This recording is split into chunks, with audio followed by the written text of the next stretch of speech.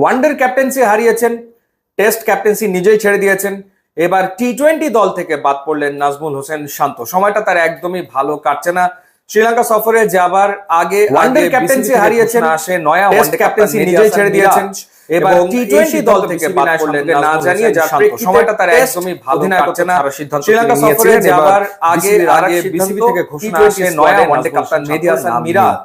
সবশেষ 19টা ম্যাচে বিসিবি দেখা পাননি না জানিয়ে যার প্রেক্ষিতে টি-20 দল থেকে বাদ করেছেন না তিনি নিয়েছিলেন। এবার বিসিবির আরেক মাহমুদ এবং তানভীর স্কোয়াডে নাজমুল হোসেন শান্তর কারণে বাদ। সবশেষ 19টা ম্যাচে 50 দেখা পাননি সেই কারণে সমস্যা যদি থেকে থাকে তাহলে তিনি কেমন করে রংপুর রাইডার্সের গ্লোবাল সুপার লিগে খেলতে চলে গেলেন মাহমুদ এবং সেই ব্যাখ্যাটা আমরা আসলে ঠিক পাই কারণে হাসান মাহমুদ তানভীরকে বাদ দেওয়া হয়েছে এবং 13 মাস সমস্যা দলে জায়গা ফিরে পেয়েছেন রংপুর রাইডার্সের গ্লোবাল সুপার লিগে pace bowling allrounder Mohammad Saifuddin. তো সেই ব্যাখ্যাটা আমরা দলে ফিরেছেন।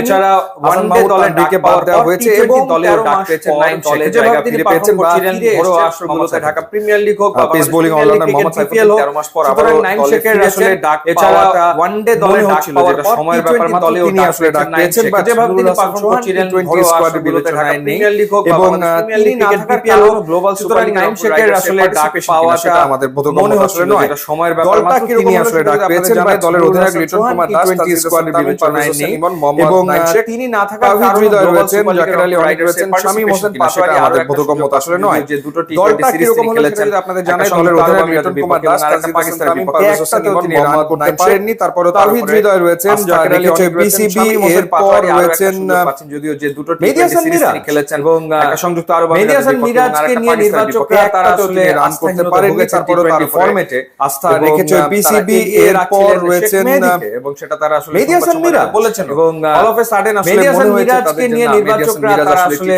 আস্থাহীনতায় ভুগেছেন টি-20 ফরম্যাটে তাকে টি-20 দলে রাখা উচিত এগিয়ে রাখছিলেন কি কারণে অল অফ এ সাডেন এবং সেটা মেহেদী হাসান মিরাজকে তারা বিবেচনা করলেন অল অফ এ সাডেন আসলে মনে হয়েছে তাদের একটা ইন্টারেস্টিং মিরাজ আসলে টি-20 এরপর নাসুম আহমেদ রয়েছেন তাসকিন আহমেদ এবং মুস্তাফিজ দলে রাখা উচিত কেন কি কারণে অল অফ এ সাডেন মেহেদী হাসান মিরাজ রয়েছেন তানজিম হাসান দলে শেখ মাহদি রয়েছে সেটাও একটা ইন্টারেস্টিং ফ্যাক্ট। বাংলাদেশের এরপর নাসুম আহমেদ রয়েছেন তাসকিন আহমেদ এবং মুস্তাফিজ 16 জনের স্কোয়াড 2022 সালের অগাস্টে আফগানিস্তানের বিপক্ষে শরীফুল ইসলাম রয়েছেন তানজিম হাসান খেলেছেন সাকিব রয়েছেন নাইম শেখ এবং বাংলাদেশের গত বছর মে মাসে জিম্বাবুয়ের বিপক্ষে সবশেষ টি-20 খেলেছেন 16 জনের স্কোয়াড এই দুজন আবার 2022 সালের অগাস্টে আফগানিস্তানের বিপক্ষে সবশেষ টি-20 খেলেছেন দেখা যাক নাইম শেখ শ্রীলঙ্কার বিপক্ষে টি-20 সিরিজে গত বছর মে মাসে জিম্বাবুয়ের বিপক্ষে সবশেষ টি-20 বাংলাদেশ খেলেছেন মোহাম্মদ সাইফুদ্দিন এই দুজন আবারও ফিরেছেন। সো এই হচ্ছে আরবের বিপক্ষে সিরিজ আর বাংলাদেশের বিপক্ষে সিরিজ আর শ্রীলঙ্কার বিপক্ষে টি-20 সিরিজে ইতিবাচক ফলাফল ইউটিউব ইনস্টাগ্রাম লিংক আছে আপনারা যদি খুব খুশি হবেন এন্ড থ্যাঙ্কস ফর খুবই করুণ অবস্থা